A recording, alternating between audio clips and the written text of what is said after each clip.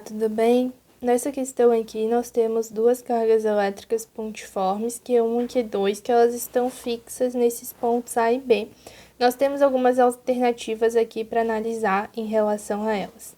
A fala assim: ocorre uma força de atração elétrica entre as cargas se o produto das cargas for positivo. Então, se ele quer o produto da carga, ele quer Q1 vezes Q2. Conforme a gente sabe do joguinho dos sinais, mais com mais fica mais, menos com menos fica mais e mais com menos fica menos. Então, se o resultado for positivo, ou as duas cargas são positivas ou as duas cargas são negativas. E se as cargas são iguais, acontece uma força de repulsão. A força de atração vai acontecer só quando elas forem de sinais opostos e o resultado for negativo. A alternativa B fala assim, ó, uma terceira carga pontiforme, então vamos ter mais uma carga, com liberdade de movimento sobre o segmento de reta limitado por A e B. Com liberdade de movimento significa que a carga vai ser jogada aqui e ela pode ir de um lado para o outro. Sobre o segmento de reta limitado por A e B, significa que é só nesse espacinho aqui que existe a reta entre essas duas cargas. Então, nós vamos colocar uma terceira carga aqui no meio dessas duas cargas. E ali fala que poderá não ficar em equilíbrio estável. O equilíbrio estável é quando você muda a posição, né, da carga e mesmo assim ela vai continuar em equilíbrio. E quando ela não fica em equilíbrio estável, é porque se você mudar a posição dessa carga, ela vai ter uma força resultante e vai ter uma aceleração. Então, aqui está dizendo que quando ela for livre aqui, né, dentre esse espaço entre A e B, ela pode não estar em equilíbrio, ou seja, pode existir uma força resultante quando ela estiver aqui.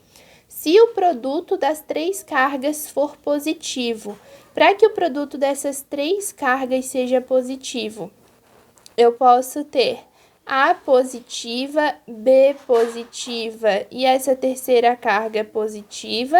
Eu posso ter A negativa, B negativa e essa terceira carga positiva.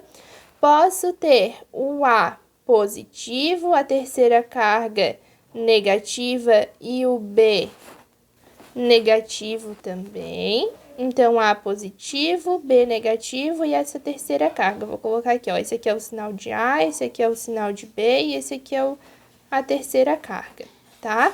Ou eu posso ter o A negativo, o B positivo e a terceira carga negativa, tá bem? Quando for tudo positivo, então A vai gerar uma força de repulsão, B vai gerar uma força de repulsão. E esse equilíbrio vai existir só quando essa força for igual, né? Então, se eu tiver essa carga num ponto aqui em que essas forças já não forem mais iguais, já vai existir uma força resultante.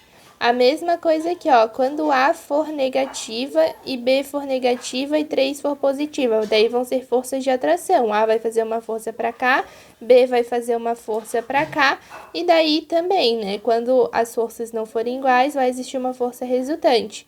Quando A for positivo, B for negativo e a terceira carga for negativa, A vai gerar uma força de atração para cá e B vai gerar uma força de repulsão para cá também. Então, sempre vai existir uma força resultante, ela não vai estar em equilíbrio estável. Mesma coisa aqui, ó. A negativo, B positivo e 3 negativo. A vai fazer uma força de repulsão para cá e B vai atrair para cá. Então, vai ter uma força resultante para cá. Então, sempre vai existir a possibilidade de ter uma força resultante, né? Que é o contrário do equilíbrio estável. Então, poderá sim não ficar em equilíbrio estável, né? Se o produto dessas três cargas aqui for positivo. Essa está correta.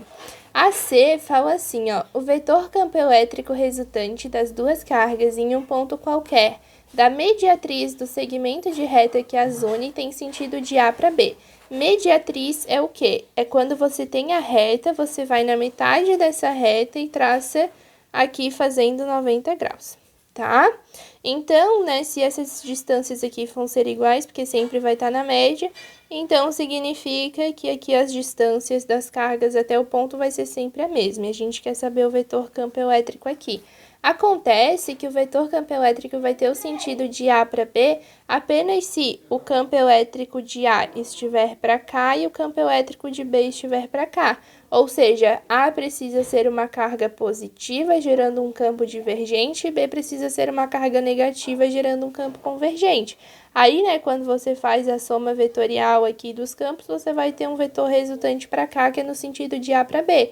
Contudo, se você tivesse uma carga A negativa e uma carga B positiva, você teria um vetor resultante no sentido de B para A. E como ali não especifica, né, quais são os sinais dessas cargas, a gente também tem a possibilidade desse campo resultante de B para A. A D fala assim: duplicando-se a distância entre as cargas, as intensidades das forças de interação elétrica e gravitacional entre elas serão reduzidas à metade. Não, tanto a força elétrica quanto a força gravitacional, né? Eu vou fazer aqui com a fórmula da força elétrica, que é dividido por D ao quadrado, e pela fórmula da força gravitacional também, tá?